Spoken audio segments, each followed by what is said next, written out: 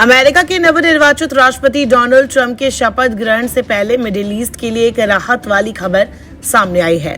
इससे इजराइल और हमास के बीच करीब 15 महीने से जारी विनाशकारी युद्ध रुकने की उम्मीद जग गई है।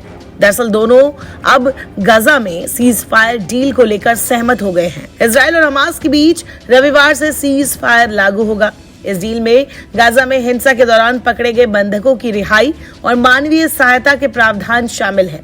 ये डील मध्यस्थ देशों द्वारा सुनिश्चित की जाएगी, यानी समझौते के अमल होने की जिम्मेदारी अमेरिका, कतर और मिस्र की होगी। तो चलिए सीज फायर डील के बारे में कुछ जरूरी बातें जानते हैं। आखिरकार इसकी शर्तें क्या है? रिपोर्ट्स के मुताबिक इजराइल के सैनिक 6 हफ्तों के सीज फायर के दौरान धीरे धीरे गाजा के सेंट्रल एरिया से वापस लौटेंगे।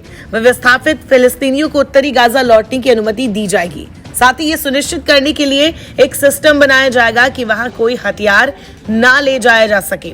इजरायली सैनिक मध्य गाजा में नेत्जारेम गलियारे से हट जाएंगे।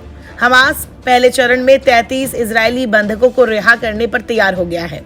रिपोर्ट्स के मुताबिक इनमें महिलाएं, बच्चे और 50 साल से अधिक उम्र के पुरुष शामिल होंगे। शुरुआत में महिलाओं और 19 साल से कम उम्र के बच्चों को छोड़ा जाएगा।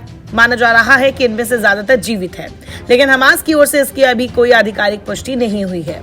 दूसरी तरफ इजराइल हर इजरायली महिला सैनिक की रिहाई के बदले 30 फिलिस्तीनी कैदियों को आजाद करेगा।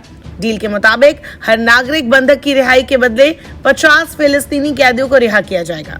वेस्ट बैंक में कैदियों को नहीं छोड़ा जाएगा। 7 अक्टूबर 2023 को इजराइल पर हमले में भाग लेने वाले हमास के लड़ाकों को भी रिहा नहीं किया जाएगा। अगर पहला चरण योजना अनुसार आगे बढ़ता है तो समझौते के प्रभावी होने के 16वें दिन दूसरे चरण पर बातचीत शुरू होगी, जिसके दौरान बाकी बचे जीवित बंधकों, पुरुष सैनिकों और सैन्य आयु के पुरुषों को रिहा कर दिया जाएगा और मृत बंधकों के शव वापस कर दिए जाएंगे। गाजा से सैन्य वापसी चरणबद्ध होगी, जिसमें इजरायली सेना सीमावर्ती कस्बों और गांव की रक्षा के लिए सीमावर्ती इलाकों में मौजूद रहेगा।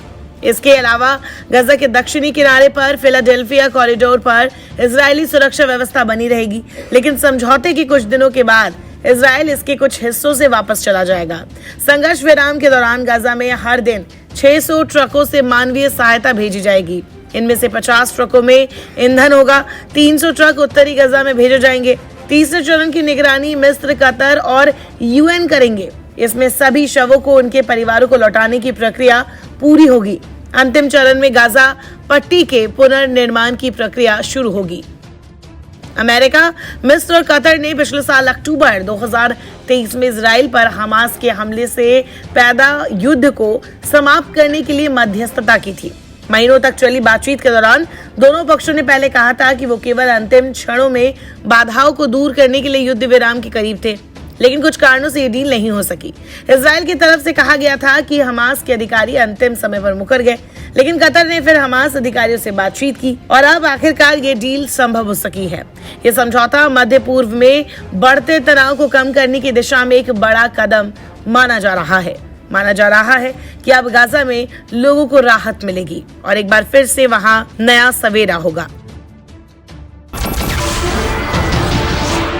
नमस्कार, मैं हूं मानक गुप्ता। अगर आपको हमारा ये वीडियो पसंद आया हो तो इसे लाइक और शेयर जरूर करें और हाँ, हमें सब्सक्राइब और फॉलो करना ना भूलें ताकि आप देश और दुनिया की कोई खबर मिस ना करें।